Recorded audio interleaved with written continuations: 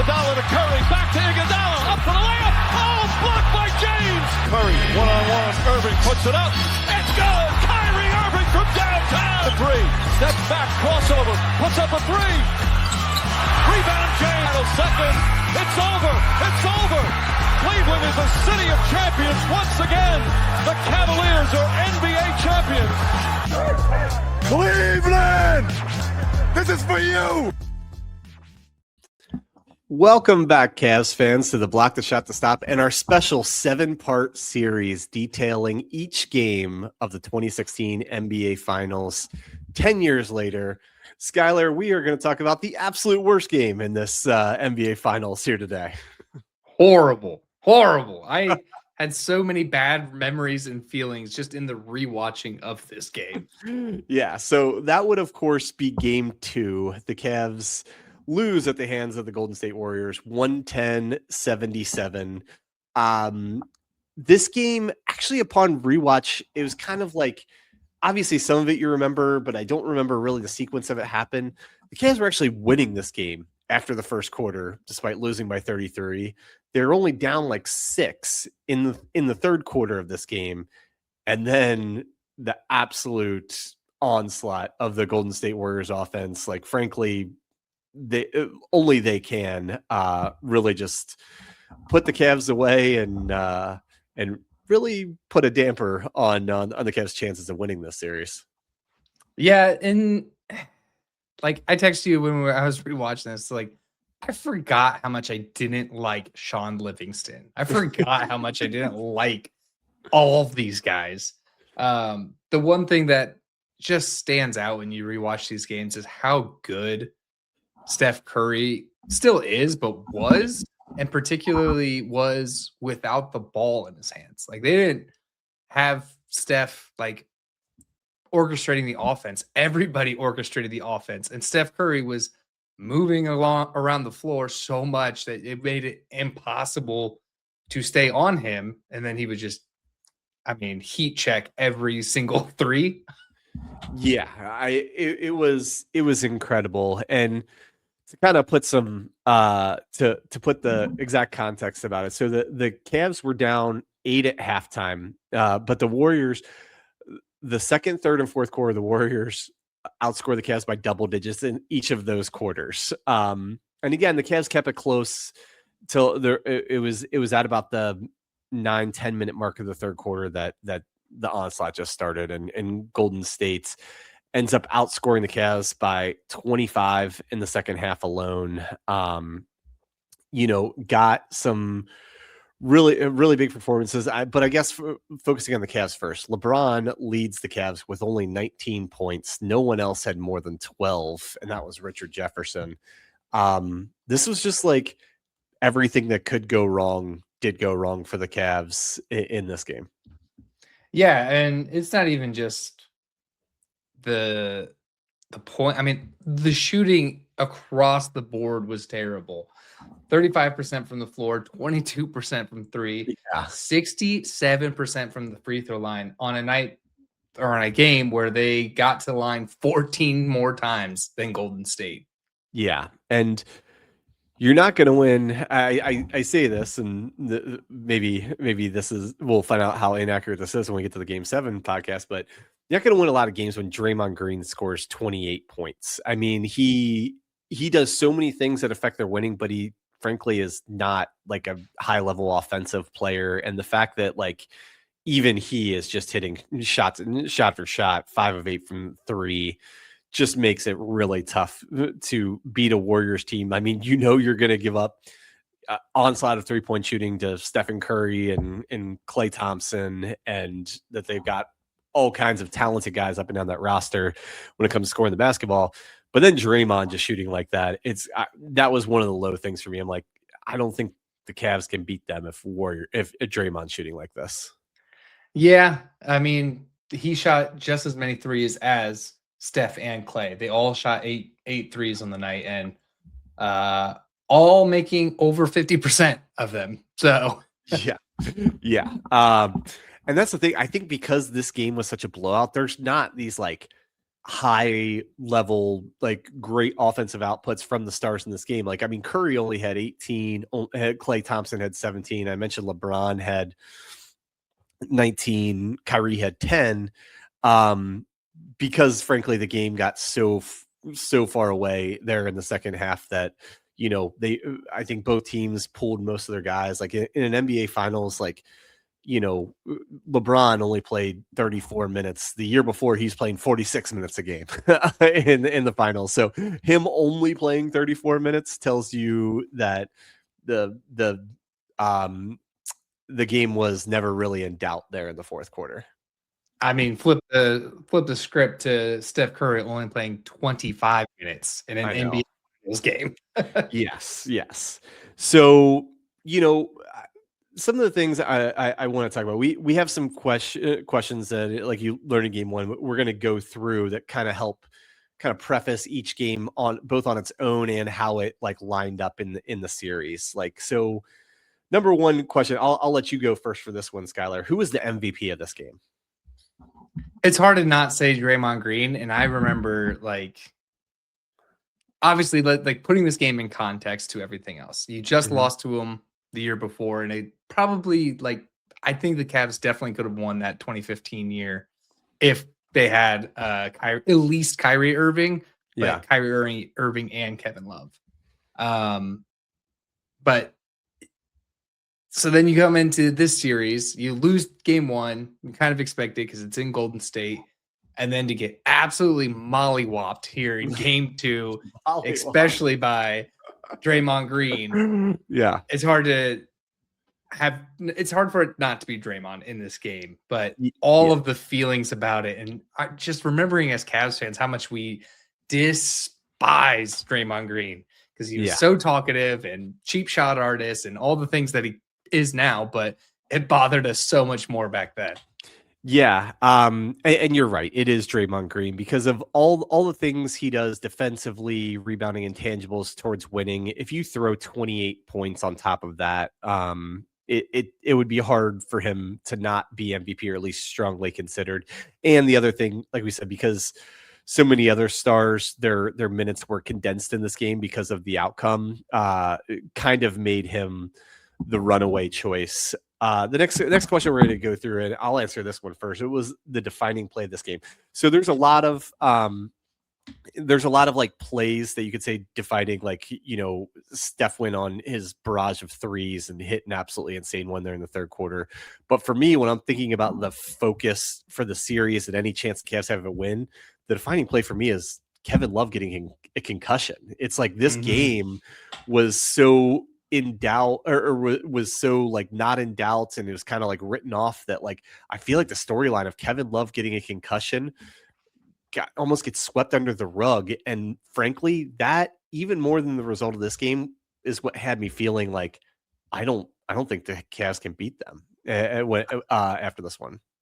I completely agree with you on the, like, that's something that's completely overlooked when you look in this revisionist history of everything, is Kevin Love leaving this game with a concussion. And like, you just got that gut feeling of like, oh no, it's going to be exactly like last year. We're going to lose him and not be able to pull this out on the 73 win Warriors, 72 win Warriors. Yeah, this was a 73 win Warriors. And Love, he didn't like play crazy well in the first game. I mean, he had 17 points, 13 rebounds, but like he was so key at just being able to stretch the floor. One, rebound well, and his outlet passing to both Kyrie and LeBron to like get some points on the break and everything was so key. But then him being able to stretch the floor and frankly, open up the lane a little bit for LeBron so he didn't have to go against four guys at the rim every single time. I just thought that was so key. And I was like, him not being there, and the thought of these games come so quick when they play every other day. I'm like, is he done for the year? Like at this point, like there's only 10 days left in the season. Can he recover from a concussion and come back and and really, how long can the Cavs stretch the series out long enough for him to recover from this concussion? It really felt very, very doomsday between a 30+ point loss and then Kevin Love, getting concussion to the point where he's not going to be available for at least the next game. And if they don't win game 3, then might not be any point to him trying to come back anyway. Their only blessing was that, especially in the finals, you get extra travel days. And with this game being in Golden State and coming back to Cleveland next day, you're like, okay, you had a little bit more hope in that. But like you said, there's like not that many games left. You can't lose them that long. Yeah. And the one positive that came out of this game that I noticed on the rewatch, I think LeBron saw something in this game about being able to get to the rim from starting at the top of the key. You saw multiple times he would come down and just try and literally spread everyone out and go from the top of the key where he normally liked to get the ball, whether it's on the wing or on like the nail of the free throw line. And I felt like that was something that in his mind he adjusted. He's like, I need to start at the top of the key with with everyone spread out and a little bit open lane to attack going forward. And that's what he did. I mean, there's all the revisionist comments about this series and stuff like that. And I think maybe it was either this game or the next game where LeBron's like infamous locker room speech of he's like, oh, we got them. Like we got them now. And it maybe can't remember if it was this game or the next game, but you're right. This is definitely where he figured out like, Andrew Bogut wants no business with a runaway freight train like me, and really attacked. Yeah. And the other thing, and maybe I'm searching for straws a little bit with this, but and ended up that they kind of had to anyway because of the Kevin Love injury. I think they found a little something with Richard Jefferson in this game. Like he is a guy that we could really use in this series. He helps us match up. He makes us more athletic, guarding people on the wing, makes us more switchable on defense. And he was such a good cutter to combine with LeBron James and Kyrie Irving's like penetration and vision that, this game showed a little bit of the seeds of like how important Richard Jefferson was about to become in this series. Yeah. Yeah. I think he definitely showed what we needed. Because I can't remember who was playing ahead of him in this, or I think maybe his minutes were a little more limited. And then Kevin Love going down, he got a little more increase of stuff. Right. I think the other thing that the Cavs figured out in this is that the Warriors, because they were such a pass heavy offense, that also made them super susceptible to turnovers. So from here on out, the Cavs win the turnover battle. Right. No, that's a great call out. All right. Well, our next one, honest answer here. How are you feeling about the Cavs' chances of winning the series after this game? Oh, abysmal. I remember I was in college when these games were happening and or just out of college. I graduated 2015, but I was, you still live in the and party with all your friends that next year. And I remember just being in college bars watching this, and it's like the oxygen was just sucked out of the bar. You're just like everybody's like, oh my gosh, again, because we just watched this whole thing go down the year before. You felt absolutely abysmal. All the cards were stacking against you. It's a 73-win team. You just lost Kevin Love. You looked atrocious out there, only scoring 77 points in an NBA Finals game. I just remembered not wanting to be out anymore. I just wanted to go home. Well, I'm shocked. I thought you were about to give me this. It wasn't looking good, but I thought we would. We had this and that and everything. Look, you said it. You said it perfectly. I thought it was over. Between the Kevin Love injury, between the fact that they beat the Cavs by 48 points combined in 2 games, the first game, and the fact that this their opponent just won the most games in NBA history in the regular season, and it seemed like it seemed like the Cavs were outmatched. It's so crazy to think about a team with LeBron James being David and the other team being Goliath. But that's what this series was. And I think after this game, especially like defined that, and this, it turned from like the 2 best teams in the NBA, 2 best teams in a long time in the NBA, scoring off in the NBA finals, to more of a David and Goliath situation after this game. And the Cavs had to embrace being the underdog. And I didn't think any of that would matter, because it just didn't, because what they don't tell you in all the fairy tales is that Goliath usually wins. That's why he's Goliath. But no, really well said. The last question we want to go through,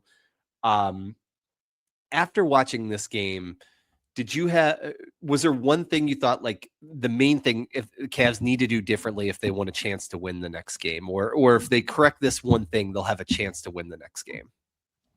Shooting. I mean, the shooting was horrible. Yes. They got up almost 80 shots and they were all terrible.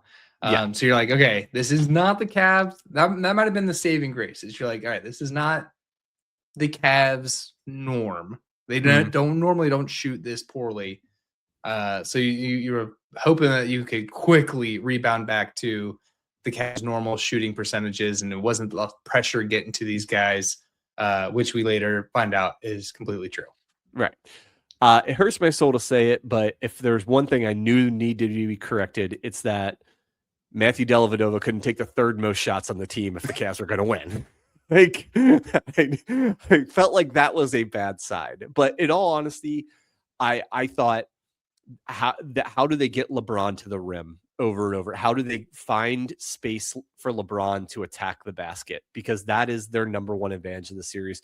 There was, in 2016, there's not only no one on the Warriors, just nobody on earth that can stop LeBron James if you put him in an advantageous situation to get to the basket. And I'm like, how do you put him in the right matchups? How do you clear the floor enough? And how do you get him to have more than 19 points? You're not going to win. You're not going to beat the Warriors if he's having pedestrian level stat lines.